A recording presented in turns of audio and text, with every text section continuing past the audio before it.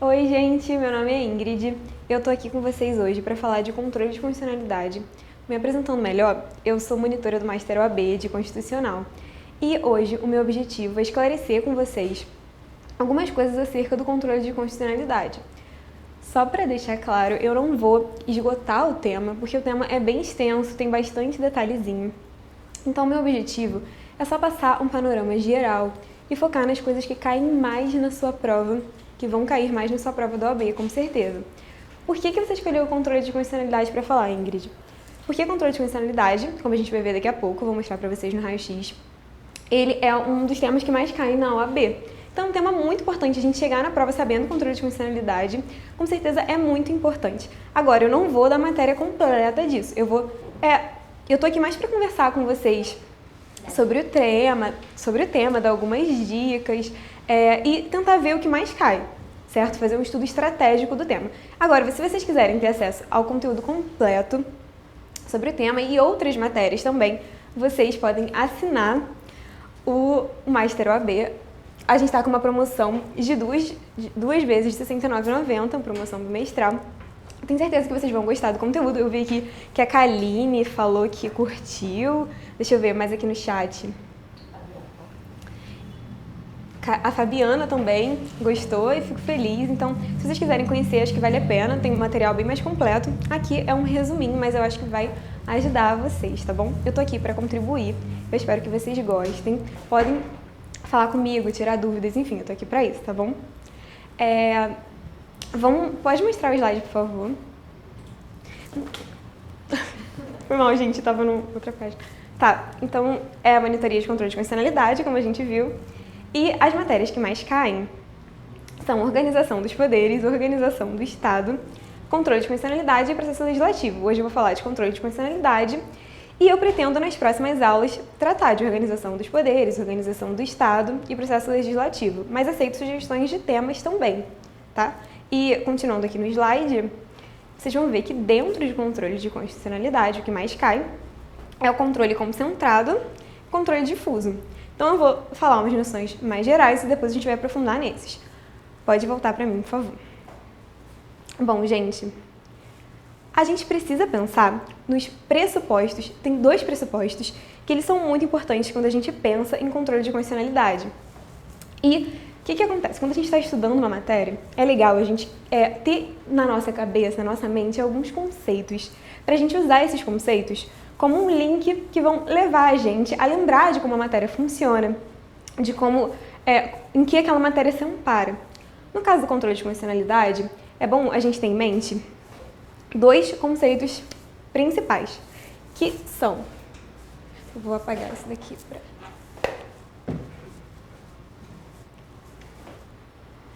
que são a supremacia constitucional e a hierarquia das fontes normativas. Por quê? Porque faz sentido a gente pensar em controlar a constitucionalidade de uma lei ou de um ato normativo se a gente primeiro entender que a Constituição ela está no ápice do ordenamento jurídico. Ela tem supremacia sobre as outras normas, ela está numa posição superior. Então, uma outra norma que for editada não pode contrariar, de alguma forma, o conteúdo da Constituição, porque a Constituição ela tem supremacia. Então, isso tem a ver com a hierarquia das normas. A gente vai lembrar lá daquela pirâmide, que com certeza eu não vou fazer tão bonito, porque... Mas, enfim, na pirâmide, a Constituição está no ápice e todas as outras normas que forem editadas aqui, elas não podem contrariar o que diz a Constituição, porque a Constituição está numa posição de hierarquia. Bem parecido com o que acontece, por exemplo, nas instituições militares, que tem uma organização hierárquica. Então, eu não conheço muito bem, mas eu sei que, por exemplo, o coronel, ele é mais importante, tem uma posição hierárquica superior à do tenente. Então, se o coronel ele deu uma ordem para o soldado está aqui, digamos que o coronel seja o principal, não sei, mas... Enfim, se o coronel está aqui, ele deu uma ordem para o soldado, o tenente que está, sei lá, aqui, ele não vai poder dar uma ordem que contraria a ordem que o coronel deu lá em cima, porque existe uma hierarquia e o coronel ele está lá em cima na hierarquia, certo? E um outro conceito importante para a gente falar para a gente pensar no controle de constitucionalidade, é a teoria da nulidade. Gente, pensa comigo. Ingrid, o que é a teoria da nulidade? Eu não sei. Você falou uma coisa aí que eu não entendi, já fiquei desesperado. Não fico. Teoria da nulidade, ela é bem simples e ela é bem importante. Vocês vão ver que quando a gente estiver estudando controle concentrado, controle difuso, vai aparecer isso várias vezes. O que acontece? Por meio da teoria da nulidade, a gente entende que a decisão do juiz ou do ministro do STF que diz que determinada norma é inconstitucional, essa decisão ela tem uma natureza meramente declaratória. Ou seja, o que é isso? Ela apenas conta, ela fala sobre o que aquela norma já era na essência dela. Então, digamos que hoje foi editada uma lei X. E essa lei X, ela diz que analfabetos não podem votar. É uma lei flagrantemente inconstitucional. Daí a gente ficou super chateado, fez um textão no Facebook, nossa, eles estão perdendo a linha, estão fazendo uma lei falando que analfabeto não pode votar, é o fim do mundo e tal. Eu também faço textão no Facebook, faz parte. Mas aí, toda a revolta aconteceu e o STF aqui, ele analisou a constitucionalidade dessa lei X. Ele falou que todo mundo já tinha percebido. Gente, a lei X, ela é inconstitucional, ela contraria a Constituição. O que acontece? Quando o STF falou isso, ele falou, ele contou, ele declarou uma coisa que a lei X já era desde que ela foi criada. Diferente do que se a decisão fosse constitutiva. Se o STF, a lei X, ela vai passar a ser inconstitucional agora que o STF falou? Não, ele falou que ela era inconstitucional e ela já era inconstitucional desde o começo. Ele só olhou para ela, viu, olha, ela é inconstitucional e declarou isso. Ingrid, por que isso é tão importante assim? Me parece uma coisa meio óbvia. Realmente, mas isso vai ter uma importância muito grande. Por quê? Porque isso significa que os efeitos dessa decisão que o STF falou de que a lei X ela era inconstitucional, esses efeitos são retroativos. Por quê? Se a partir do momento que o STF falou que a lei é inconstitucional, ela passasse a ser inconstitucional por causa disso, os efeitos dessa declaração do STF valeriam só a partir daqui. Mas não acontece isso. Como o STF olhou para a lei e disse, olha, a lei é inconstitucional, eu percebi que ela é inconstitucional, mas ela já era inconstitucional desde aqui do dia que ela foi editada. Isso significa que os efeitos dessa decisão do STF, eles vão ser retroativos, ou seja, todos os atos que foram praticados nesse períodozinho aqui entre a edição da lei e a decisão, todos esses efeitos, eles são nulos. Eles não deveriam ter tido validade, porque desde aqui a lei já era inconstitucional. Aí tem outro nomezinho latim para dizer isso. Ah, Ingrid, eu acho que é uma idiotice a gente não usar latim hoje no direito. Nossa, nada a ver, tudo bem. Talvez vocês tenham razão, mas é importante esse termo a gente saber o latim porque cai na prova em latim, que é a expressão ex tunc. Vou escrever aqui para vocês, não sei se está dando para entender bem minha letra, que é a expressão ex tunc. A expressão ex tunc significa justamente que os efeitos são retroativos. E é o contrário da expressão ex nunc. Se os efeitos valessem só para cá, a expressão usada seria ex nunc. Daí tem um macetinho bem idiota, que esse é o momento da monitora pagar mico, mas eu vou fazer para vocês, que é o seguinte, vocês devem saber, né? Essa é a hora que eu vou ficar batendo na minha cabeça, gente, faz parte. Que são, para você decorar efeito ex tunc como retroativo, você bate na testa, sua cabeça vai para trás. Tunc, T de testa, sua cabeça vai para trás, efeito retroativo. Para você decorar que ex nunc significa os efeitos daqui para frente, você bate na nuca, porque N de nuca, daí você pensa nisso. Bem idiota, mas eu acho que ajuda. Eu gravei assim até hoje, eu estava estudando para preparar essa monitoria, eu fiquei batendo na minha testa e tal. Como é que é, Ingrid? Não entendeu? Não. Ah, danada. Não, já foi mico, já tá gravado, vai pro YouTube, vocês podem... Ah, eu espero não virar um meme, eu tenho medo, assim, disso. Um gif tá eu lá, assim, depois. Não vai dar muito certo. Mas, gente, deu pra entender? Deixa eu ver o que vocês estão falando aqui. Bom, acho que não tem... Ah, mais devagar, foi mal, Bianca, eu falo muito rápido, mas você tá entendendo? Tá conseguindo acompanhar? Ou... Desculpa, realmente, eu vou tentar falar mais devagar. Então vamos lá, gente. Vamos ver. Peraí. Vamos ver isso que eu falei. Agora, rapidinho. Pode botar o slide, por favor. Os pressupostos são supremacia constitucional e hierarquia das fontes normativas.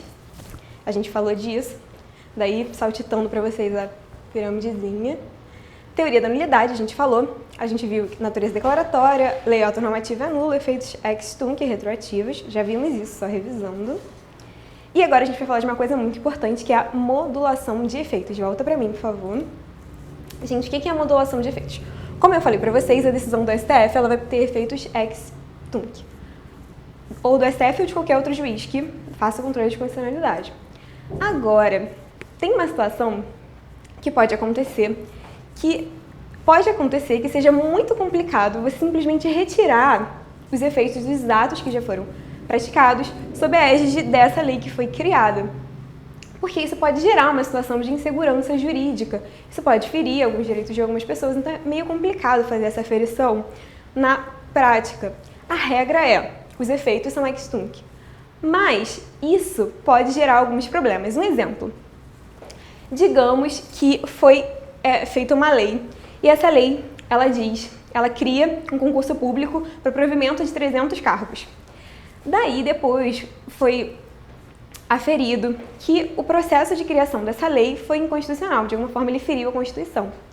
Só que essa lei foi criada aqui, e aqui, antes do STF dar a decisão dizendo que essa lei era inconstitucional, 100 pessoas tomaram posse. E elas já estavam trabalhando, elas estavam felizes da vida, meu Deus, tipo assim, no concurso dos meus sonhos, tomaram posse. Daí o STF fala, cara, desculpa, tá com balde de água fria na pessoa e fala, olha, essa lei foi criada de uma forma inconstitucional, então ela não vale, os atos dela são nulos. Cara, as pessoas que passaram no concurso e foram chamadas, tomaram posse, vão ficar no mínimo muito chateadas, eu ficaria arrasada. Então, o que o STF pode fazer, ou o juiz, ou o tribunal, enfim, quem falar que ela é inconstitucional, pode fazer? Pode modular os efeitos da decisão. Então, eles vão falar, olha, apesar de que o certo seria que a decisão tivesse efeitos ex tunc, porque essa lei já era inconstitucional desde o começo, a gente vai modular os efeitos e a gente vai atribuir efeitos ex nunc para ela. Ou seja, a gente vai fazer com que ela só passe a valer e os atos não possam ser praticados só daqui para frente. Então, abriu 300 cargos, digamos assim. Aí, sem tomar posse, os outros não vão tomar, porque essa norma é inconstitucional, ela não pode valer. Mas os primeiros que já tomaram posse, a gente não vai arrancar eles de lá. A gente não vai tirar eles de lá. Gente, deu para entender? Deixa eu ver como é que vocês estão... o Rocket Queen... A Rocket Queen. Ai, gente, é verdade, Queen. Meu inglês tá meio ruim, foi mal. Deu uma outra dica, falou que grava ex tunc como retroage, o T de tunc como retroage. Verdade, muito obrigada. Desculpa que eu falei no inglês aqui, feião. Mas, obrigada, realmente estou um pouquinho nervosa, porque é minha primeira vez dando monitoria. Mas eu espero que melhore com o tempo. Gente, então, é isso. Bom, bota o slide, por favor. O artigo 27 da Lei 9.868, de 99, diz que ao declarar a inconstitucionalidade de lei ou ato normativo, que tendo em vista razões de segurança jurídica ou de excepcional interesse social, poderá o STF, por maioria de 2/3 de seus membros, restringir os efeitos daquela declaração ou decidir que ela só tenha eficácia a partir de seu trânsito em julgado ou de outro momento que venha a ser fixado. Bom, isso daqui, que está escrito nessa lei, nesse artigo que vocês estão lendo, é o que a gente acabou de falar sobre a modulação de efeitos. A gente viu que ele fala de razões de segurança jurídica ou de excepcional interesse social e maioria de 2/3 dos membros, certo? Continuando nos slides. Volta para mim, por favor, então, que eu vou... Gente, olha só. Só para deixar claro, a gente vai resolver duas questões. Essa primeira questão que a gente vai resolver agora, até aqui a gente só teve uma noção geral da matéria. Então a gente não vai entender, a gente não vai saber todos os pontos da questão. Quer dizer, você pode saber para a sua vida, mas assim, aqui a gente ainda não viu. Se der tempo, eu vou voltar no final nessa questão para comentar, enfim, as outras opções e tal. Mas a ideia que a gente precisa ter aqui para resolver essa questão é de que é uma questão simples e que só com essas noções que a gente teve no início, a gente já consegue resolver essa questão. A opção está lá clara, é uma questão muito fácil. Agora, vocês vão ver uma coisa sobre essa questão, vocês vão ver que ela é uma questão que ela quer te botar nervosa, nervoso. É porque ela começa falando de uma situação meio nada a ver, que você não vai precisar usar para resolver a questão. E ela é aquela questão que quer te desestabilizar. Vamos olhar lá, pra gente entender o que eu tô falando. Muitos estados ocidentais, a partir do processo revolucionário franco-americano do final do século XVIII, atribuíram aos juízes a função de interpretar a Constituição, daí surgindo a denominada jurisdição constitucional. Gente, vocês já vão ter se desesperado aí, pode voltar para mim. Porque olha só, ele fala de estados ocidentais a partir do processo revolucionário franco-americano do século XVIII. Você pensa, cara, eu jurava que não caía história na prova, eu tô ferrada, não estudei essa parte. Aí você já tá começando a chorar, mas aí você pensa, calma aí, deixa eu ler o resto da questão, porque às vezes eles colocam um enunciado nada a ver pra te embananar e você ir mal na prova, mas não se desespera. Lê a questão, porque vocês vão ver que essa questão é muito, muito, muito fácil. Volta lá, por favor. A respeito do controle de constitucionalidade exercido por esse tipo de estrutura orgânica, assinale a afirmativa correta. Opção A. A supremacia da Constituição e a hierarquia das fontes normativas destacam-se entre os pressupostos do controle de constitucionalidade. Opção B. A denominada mutação constitucional é uma modalidade de controle de constitucionalidade realizado pela jurisdição constitucional. Opção C. Controle concentrado de constitucionalidade consiste na análise da compatibilidade de qualquer norma infraconstitucional com a Constituição. Opção D. O controle de constitucionalidade de qualquer decreto regulamentar deve ser realizado pela via difusa. Gente, vou pro chat aqui, pode voltar para mim. Deixa eu ver como é que vocês estão. Só pelo que a gente falou, vocês já conseguiram resolver essa questão? Qual opção vocês acham? Vocês têm... Bom, eu vou mostrar pra vocês. Volta lá pro... Vamos ver se vocês acertaram. Então agora, vamos ver a resposta. Volta lá, por favor, pro slide. A Lorena falou que é letra A. Ah, é? Cara, sei não, mas eu acho que ela acertou, hein? Vamos ver o que a setinha vai falar. Se a setinha falou, é porque é verdade. Muito bem, a setinha falou que é letra A mesmo. E é a única coisa que a gente viu até agora. E só sabendo isso que a gente viu, a gente já acertaria essa questão. E uma questão que começa a falar de processo revolucionário franco-americano, a resposta é essa, muito fácil. Vamos continuar no slide para a gente ver outra questão. Lê comigo aí, por favor, e vai pensando na resposta para você falar no chat, se você souber, para a gente conversar sobre ela. Lei estadual de iniciativa do deputado X previu a criação de 300 cargos de fiscal de rendas e determinou o seu preenchimento no mesmo ano, sem indicar a previsão da receita necessária para fazer frente a tal despesa. Realizado concurso público e depois da posse e exercício dos 100 primeiros aprovados, o governo ajuiza ação direta de inconstitucionalidade perante o Supremo Tribunal Federal, arguindo a invalidade do diploma legal por vício de iniciativa e por não indicar a fonte da receita necessária. Considerando as normas existentes a respeito do controle de constitucionalidade, assinale a alternativa que indica o correto posicionamento do STF. Opção A. Não terá alternativa se não declarar a inconstitucionalidade da lei por vício de iniciativa, com efeitos ex tunc, e julgar de plano inválido o concurso público, determinando a exoneração de todos os fiscais aprovados e a anulação dos atos por eles praticados. E aí, o que vocês acham? Vamos pensando aqui. Opção B.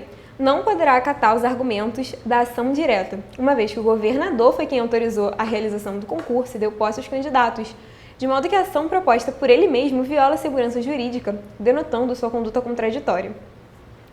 Opção C. Deverá realizar uma ponderação de princípios e poderá, ao final, decidir pela constitucionalidade da lei e pela sua manutenção no ordenamento jurídico, apesar da afronta à Constituição, caso em que julgará improcedente a ação. Opção D. Poderá, ao declarar inconstitucionalidade e pelo voto de 2/3 dos ministros, restringir os efeitos da decisão ou decidir que ela só tem eficácia a partir de seu trânsito em julgado ou de outro momento que venha a ser fixado, preservando os atos já praticados pelos fiscais. Volta pra mim. E aí, galera, vocês acham que dá pra fazer essa questão? Deixa eu ver o que vocês estão falando da letra D.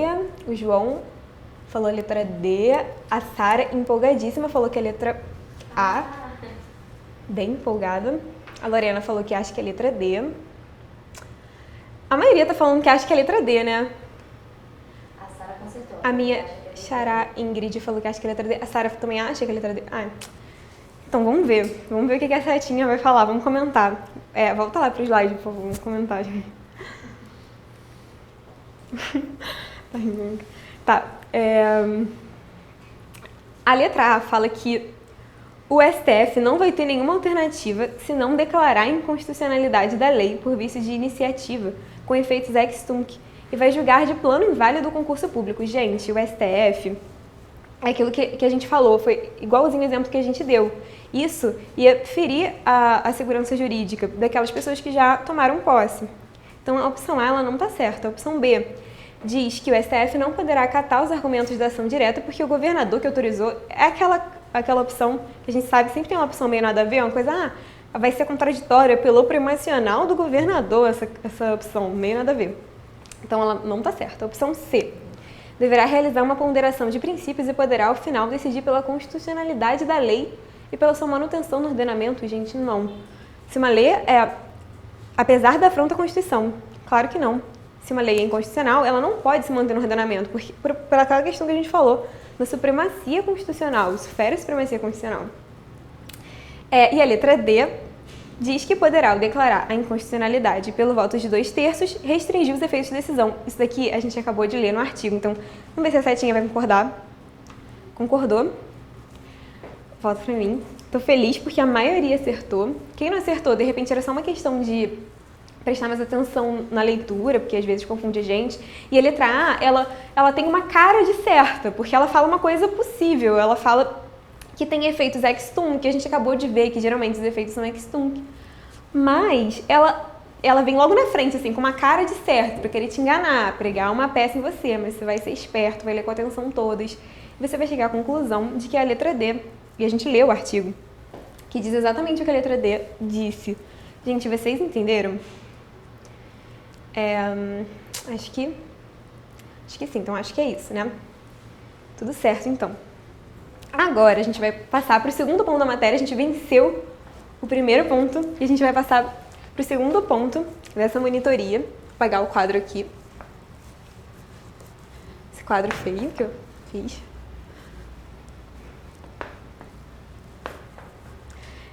A gente vai falar das espécies de controle de constitucionalidade. Gente, existem várias classificações dentro do controle de constitucionalidade. E eu vou falar para vocês só das mais importantes, das que a gente viu no raio-x que caem mais, tá bom? Então eu vou falar do controle difuso,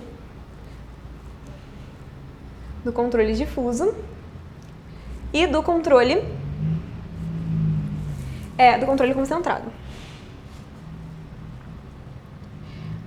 Primeiro eu vou abordar a comparação entre os dois, para depois a gente ver cada um deles mais detalhadamente, tá bom?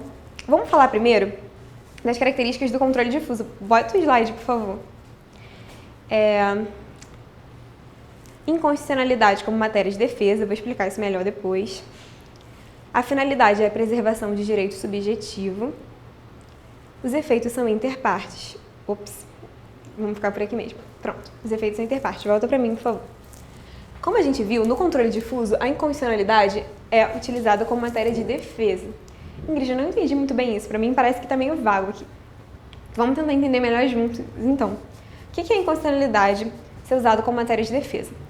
Eu, Ingrid, recebi uma conta na minha casa e paguei o tributo X. O tributo X, ele foi criado pela Lei Y. E eu paguei lá o dinheiro, fiquei super chateada, mais um tributo para pagar e tal. Mas eu, que super entendo de direito constitucional, super entendo de tributário, nossa, sei tudo, né? Estudei pra caraca pro AB, fiz Master OAB, tô arrasando. Eu olhei e falei, cara, eu acho que esse tributo ele tem alguma coisa de inconstitucional. Só que quando eu falei isso, eu aqui, com 2 fios de cabelo, quando eu me dei conta disso, eu já tinha pagado o tributo. Só que, eu já tinha pagado esse imposto, desculpa, né? Só que, esse imposto ele é inconstitucional, todo mundo sabe disso. O que eu vou fazer? Eu vou ajuizar uma ação de repetição de indébito, pedindo, meu objetivo final é o quê? Receber de volta aquilo que eu paguei. Poxa, eu paguei injustamente, ele é inconstitucional. A lei que criou é uma lei inconstitucional. E eu não vou aceitar pagar isso, tô revoltada. Vou pedir meu dinheiro de volta. Então, eu ajuizei uma ação de repetição de indébito, pedindo meu dinheiro de volta. Querendo, né, de volta o que eu paguei. Daí, como argumento, como matéria de defesa para pedir de volta isso, eu vou dizer que a lei que instituiu esse imposto, esse tributo, é uma lei inconstitucional. A inconstitucionalidade da lei é matéria de defesa para o meu objetivo final, que é o quê? Pegar de volta aquilo que eu paguei.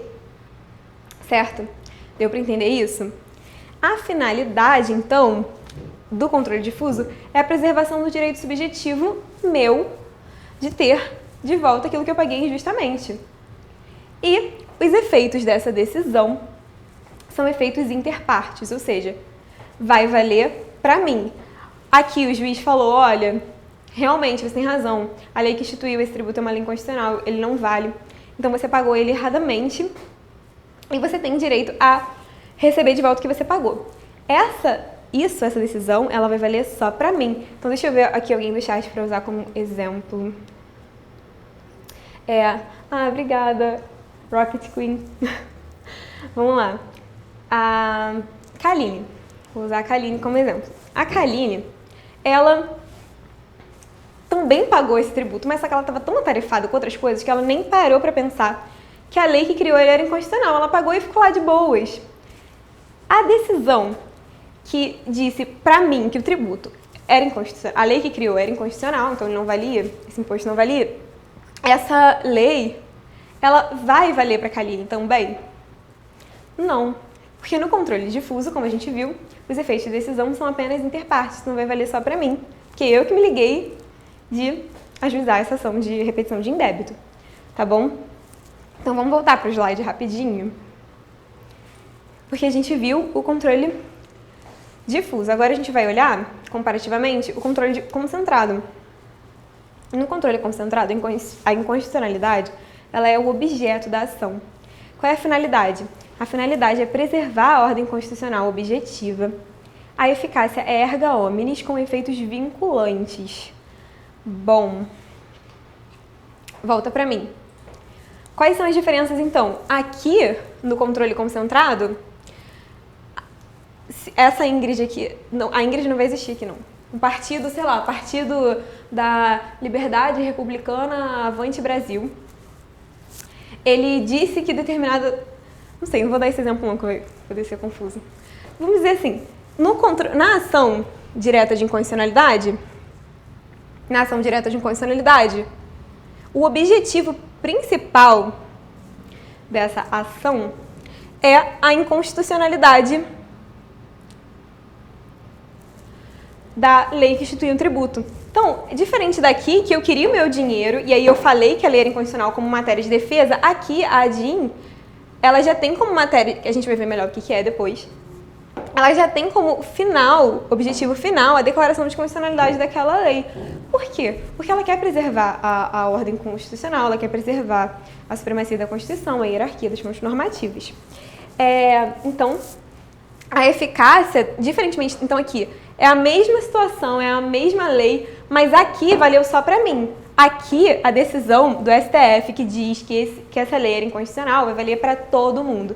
Então, a Kaline não ajuizou a ação de repetição de indébito, não se ligou nisso, mas vai valer para ela também os efeitos, porque os efeitos do controle de constitucionalidade, o controle de constitucionalidade, ele tem eficácia erga omnes e efeito vinculante. O que é isso? A administração pública, o legislador, todo mundo tem que respeitar essa decisão do STF que disse que essa lei é inconstitucional. Então, a administração, ela vai poder continuar cobrando esse imposto? Cobrando as pessoas? Não, não vai. Por quê? Porque o STF falou que era inconstitucional. Aqui, o juiz falou, de primeira instância falou pra mim que era inconstitucional, eu peguei meu dinheiro, fiquei feliz, mas a administração pode continuar cobrando as pessoas, enfim, tudo continua normal porque os efeitos são interpartes. Aqui não. Aqui vai valer pra todo mundo e vai vincular. Gente, deu pra entender? Deixa eu ver aqui no chat. Bom, acho que tá todo mundo entendendo. Vamos continuar então no slide. vamos falar agora do controle difuso incidental. Vou passar rapidinho as características e depois a gente comenta uma por uma aqui no slide, tá? Competência, qualquer juiz ou tribunal. Legitimidade, qualquer pessoa física ou jurídica e até entes despersonalizados. Inexiste ação específica, qualquer ação. Objeto, qualquer lei ou ato normativo. Efeitos inter partes ex tunc. Ups, volta. Isso, vamos parar por aqui, depois a gente lê aqui. Volta aqui pra mim, então. Gente, como vocês podem perceber, no slide que eu mostrei, eu sublinhei a palavra qualquer. Porque quando a gente pensar no controle difuso, a gente vai pensar na palavra qualquer. Diferentemente do controle concentrado, quem é que tem competência para resolver a questão da inconstitucionalidade no controle difuso? Qualquer juiz. Aqui foi o juiz de primeira instância que falou para mim que essa lei é inconstitucional e eu ganhei meu dinheiro de volta. Então, qualquer juiz, qualquer tribunal. A gente vai ver que tem uma especificidade no caso do tribunal, mais para frente a gente vai ler um artigo sobre isso, mas vamos continuar aqui. Quem tem legitimidade? Qualquer pessoa física ou jurídica e até entes despersonalizados. No caso aqui, fui eu, mas poderia ter sido a minha empresa. Claro, sem usar o termo técnico de empresa, mas poderia ter sido a minha empresa. Digamos que o Master OAB pagou. O Master OAB pagou, ele também quer de volta. Pô, é o Master OAB, então ele sabe quem é constitucional. Daí ele tem direito também. Entes despersonalizados, eu morri, meu espólio. Tudo bem, pode, beleza. Inexiste ação específica, qualquer ação, como a gente viu. Aqui, no meu caso, foi uma ação de repetição de indébito, mas outras ações. Objeto, qualquer lei autonormativo, tranquilo. Não tem nenhuma especificidade. Lei autonormativo federal, estadual, municipal, qualquer um. Os efeitos interpartes a gente já falou. E ex tunc, retroativos. Bateu na testa. Cabe modulação de efeitos? Sim. Cabe modulação de efeitos, como a gente já viu. Beleza, gente? Vamos ler. Bota no slide, por favor, pra gente ler.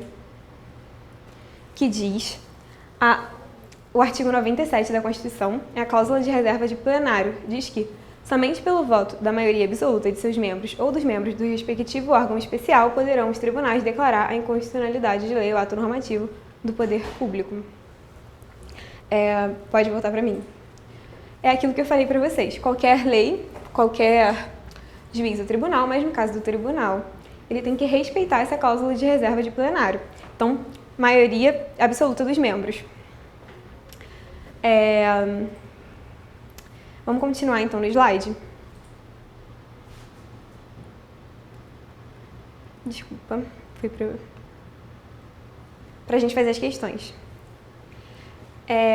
João ingressa com ação individual, buscando a repetição do indébito tributário, igual eu, tendo como causa de pedir a inconstitucionalidade da Lei Federal X que criou o tributo. Sobre a demanda, assinale a afirmativa correta. Vai falando aí o que vocês acham, tá, gente? Quando a gente vai lendo aqui. Opção A. João não possui legitimidade para ingressar com a demanda questionando a constitucionalidade da Lei Federal X, atribuída exclusivamente às pessoas e entidades previstas no artigo 103 da Constituição. Opção B. Caso a questão seja levantada ao Supremo Tribunal Federal em sede de recurso extraordinário e este declarar a inconstitucionalidade da Lei Federal X pela maioria absoluta dos seus membros, a decisão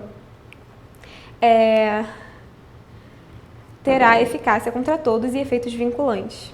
O órgão colegiado, em sede de apelação, não pode declarar a inconstitucionalidade da norma, devendo submeter a questão ao pleno do tribunal ou ao órgão especial, quando houver, salvo se houver prévio pronunciamento deste ou do plenário do STF sobre a sua inconstitucionalidade.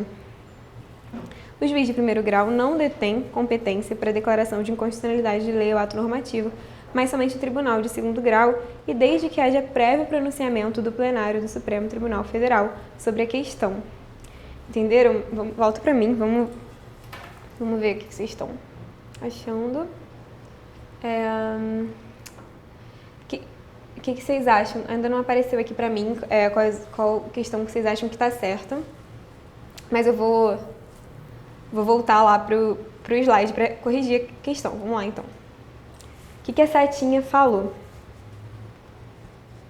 A setinha falou que a opção certa é a opção C, que diz que o órgão colegiado, em sede de apelação, não pode declarar a inconstitucionalidade da norma, devendo submeter a questão ao pleno do tribunal ou órgão especial, salvo se já houver prévio pronunciamento deste ou do plenário do STF sobre a sua inconstitucionalidade. Foi o que a gente falou. A letra A está errada, porque como a gente viu, qualquer um pode ingressar com a demanda, o João também. A opção B está errada, que diz que se a questão for levada para o STF, a decisão vai ter eficácia contra todos e efeitos vinculantes. A gente viu que não, que os efeitos são interpartes. A opção D também está errada, que diz que o juiz de primeiro grau não detém competência para declaração de constitucionalidade. A gente viu que qualquer juiz é tribunal, então o juiz de primeiro grau também detém, certo? Então volta para mim. Vamos falar agora do controle abstrato ou do controle concentrado de constitucionalidade, tá? Gente, vocês entenderam? Tá difícil, tá dando para entender? A Eliane disse que acertou. A Fabiana acertou também, tinha falado letra C. A Ingrid também tinha falado letra C. Não dá tudo certo, gente. Que bom que vocês estão conseguindo entender a matéria. Se tiverem dúvidas, podem perguntar, tá bom? Se eu souber, no que eu souber, eu quero ajudar vocês. Vamos ver agora, então, o controle concentrado. Bota no slide, por favor, Gabi. Controle abstrato ou concentrado. Vou ler as características. Manutenção da supremacia da Constituição é o objetivo dele. Processo objetivo sem partes. E as ações: ação direta de inconstitucionalidade, ação declaratória de constitucionalidade e arguição de descumprimento de preceito fundamental. Volta para mim. Gente, como a gente já viu algumas vezes, o objetivo desse controle, aqui no controle difuso, o meu objetivo final era o quê? Era meu dinheiro de volta. No controle concentrado, o objetivo final é justamente declarar a inconstitucionalidade da norma, porque a gente não pode manter uma norma que fere a supremacia constitucional. O processo é um processo objetivo, não tem partes, aqui tinha eu como parte, não tem partes, no caso do controle concentrado. E as ações possíveis são essas que a gente viu no slide, e a gente vai ver cada uma delas com calma agora, gente. Vocês estão entendendo? Tudo certo? Beleza, então vamos continuar para o slide. Volta para o slide. A ação direta de inconstitucionalidade é a mais famosinha, todo mundo conhece, já ouviu falar. Ela é regulamentada pela Lei 9.368 de 99. O objeto é lei ou ato normativo federal ou estadual. A competência para julgamento é do STF. Os efeitos são erga omnes e, em regra, ex tunc. Apenas cabível para normas posteriores à Constituição. Aqui a gente vai falar da recepção. E a gente vai falar também um pouquinho da ad impromissão. Volta para cá.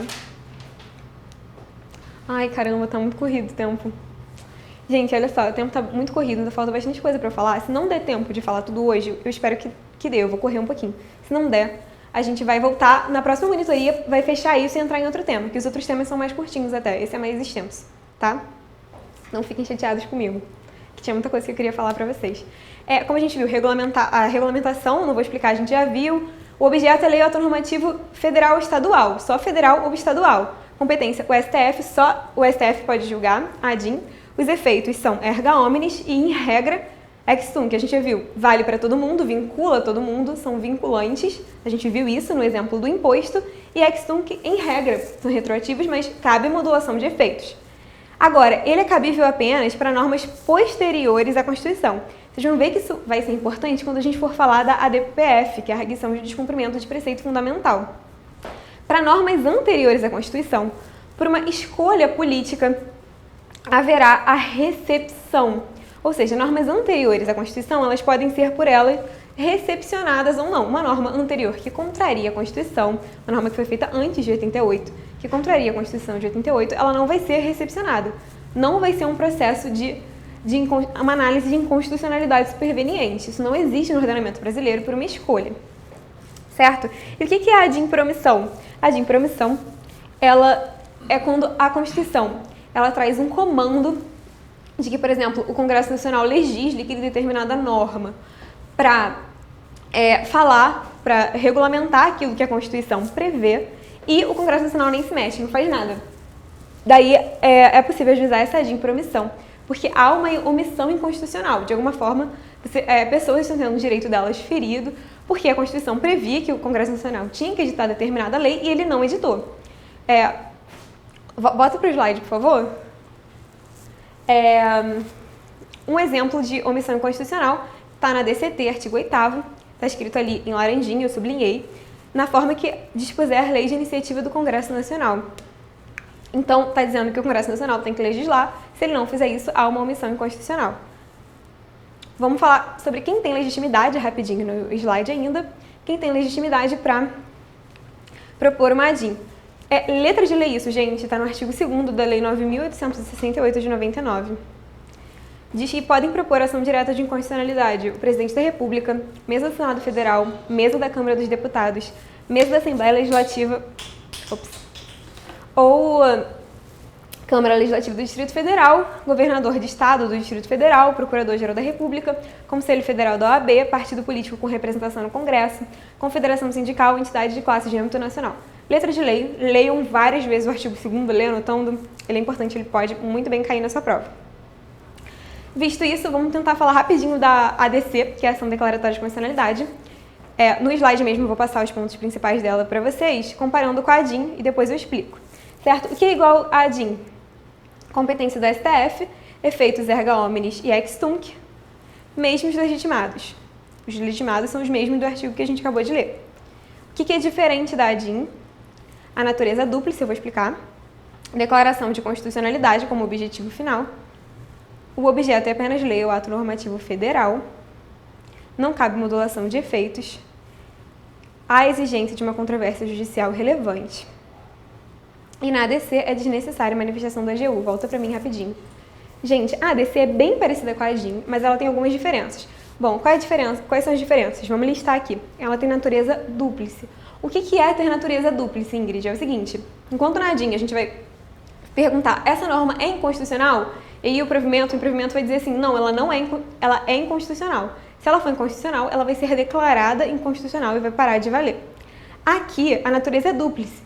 Se o STF disser ok para ação declaratória de constitucionalidade, a norma vai ser entendida como constitucional. Se ele falar que não, a norma vai ser entendida como inconstitucional. Então, a ação declaratória de constitucionalidade, ela tem dois efeitos. Ela pode levar a declaração de constitucionalidade, como ela pode levar a declaração de inconstitucionalidade. O objetivo final dela é que a norma seja declarada constitucional. A gente sabe que as normas jurídicas, elas têm uma presunção de constitucionalidade. Você presume que o legislador, ele pensou na Constituição na hora do processo legislativo, de criar a norma, então a gente presume que essa norma seja ok. Então, a declaração de constitucionalidade, a ação declaratória de constitucionalidade, ela visa apenas declarar aquilo que a gente já presume que a lei seja mesmo, que é constitucional. O objeto é apenas lei ou ato normativo federal. Na ADIM, vamos lembrar que era lei ou ato normativo federal ou estadual. Aqui não cabe modulação de efeitos. Ingrid, por que aqui não cabe modulação de efeitos? É o único caso que a gente viu até agora que não cabe. Gente, por motivos óbvios. O nosso objetivo aqui é falar que a lei ela é constitucional. Então, se a gente quer falar que ela é constitucional, não faz sentido, tipo, hoje o STF decidiu que é constitucional, mas vamos modular os efeitos? A constitucionalidade dela só vai valer daqui para diante. Não, isso faz sentido na inconstitucionalidade. Mas para a constitucionalidade, entendem? Não faz sentido. Se ela já era constitucional antes, a declaração de constitucionalidade tem que valer, obviamente, para antes. Você não pode falar que vai ser só a partir de agora, porque os efeitos deveriam ter realmente sido realizados e eles foram realizados legitimamente. Exigência de controvérsia judicial relevante. Como a gente presume que a norma seja constitucional, a gente não vai sair por aí questionando a constitucionalidade de todas as normas que foram criadas, porque essa é a presunção. Então, para a gente fazer isso, é preciso que haja uma controvérsia judicial relevante, ou seja, é preciso que alguns juízes, algumas pessoas estejam questionando, poxa, essa norma é mesmo uma norma constitucional? Então, é preciso que haja isso. Então, é necessário, isso é uma exigência. A gente vai ver que na ADC é desnecessária a manifestação da AGU. Vamos ler um artigo sobre isso para entender melhor? E a gente... Aquele mesmo artigo 2º, que a gente viu que falava dos legitimados, ele diz... Vamos ler ele inteiro, porque ele fala que o PGR tem que ser previamente ouvido nas ações de inconstitucionalidade em todos os processos. Então, o PGR vai ser ouvido na ADIM e na ADC. E o parágrafo 3º, ele diz que quando o STF for apreciar a inconstitucionalidade em tese da norma legal ou ato normativo, ele vai citar previamente o advogado-geral da União. Ele está falando só da inconstitucionalidade. Esse artigo não fala da ADC, por isso a ADC não vai ter a apreciação do advogado-geral da União. Volta pra mim. E aí, Yasmin, você acha que eu termino agora? Dá pra falar mais um pouquinho? Acho que tem que terminar. Poxa, gente, olha só, faltava falar pra vocês Faltava a gente fazer um exercício sobre isso e falar da DPF. Faltava pouquinha coisa, mas é coisa importante. Eu queria muito ter a oportunidade de falar, infelizmente não deu. Mas eu espero que vocês tenham curtido, que o que a gente falou aqui tenha sido importante pra vocês, para que possa ser bem aproveitado na hora de fazer a prova. Eu vou voltar para dar outras monitorias. A gente tem 4 monitorias de constitucional, essa foi só a primeira. Fala que vai terminar essa parte. E aí na próxima monitoria eu vou terminar essa parte, o que ficou faltando, para vocês não ficarem com um buraco no... E os outros temas são mais curtinhos, eu termino essa e entro no outro. Então, quem tá assistindo hoje, não deixa de assistir a outra. Eu quero muito terminar isso pra vocês. Deixa eu ver o que vocês... Além disso, Gente, fala obrigada. Que podem baixar o material, então eles já podem ler. Ó, outra coisa, até legal para adiantar, vocês podem baixar o material que eu fiz para essa aula. Vocês vão lendo o material, vocês já chegam com tudo afiadinho. Não vale que vocês vão ter a cola da resposta das questões, vai ver todo mundo falar certo, mas tá bom, vou dar esse desconto. E aí a gente volta sabendo e a gente vai falar esse finalzinho na próxima aula, as dúvidas que ficarem vocês já podem tirar, já vão ter dúvidas na cabeça e entrar em outro tema. Gente, desculpa por não ter tido tempo de falar tudo. Se vocês gostaram, curtam minha página, não, brincadeira, mas assinem o curso, vale a pena, tem aulas muito boas, todo mundo gosta, as meninas chegaram aqui no início falando que gostam pra caraca, que é muito bom, que tem ajudado elas. O nosso objetivo realmente é que vocês passem, então estudem com calma, tranquilidade, confiantes, não caiam nas pegadinhas que vão surgir da vida. Tenho certeza que vocês vão se dar super bem, eu tô torcendo de coração por vocês e todos nós aqui do Master OAB. Gente, assina o curso, vai valer a pena. A Yasmin, você quer vir aqui fazer propaganda? Tá tão bonita. A Yasmin não quer, todo mundo já conhece a Yasmin, né? Então é isso, gente, muito obrigada mesmo. Espero que vocês tenham curtido. Agradeço por terem curtido. Se não curtiram, também agradeço por vocês não terem me xingado no chat. Foi muito bom, me deu um apoio moral. Obrigada, gente. É isso. Beijo. Até a próxima. Voltem pra gente terminar a matéria, tá? Tchau.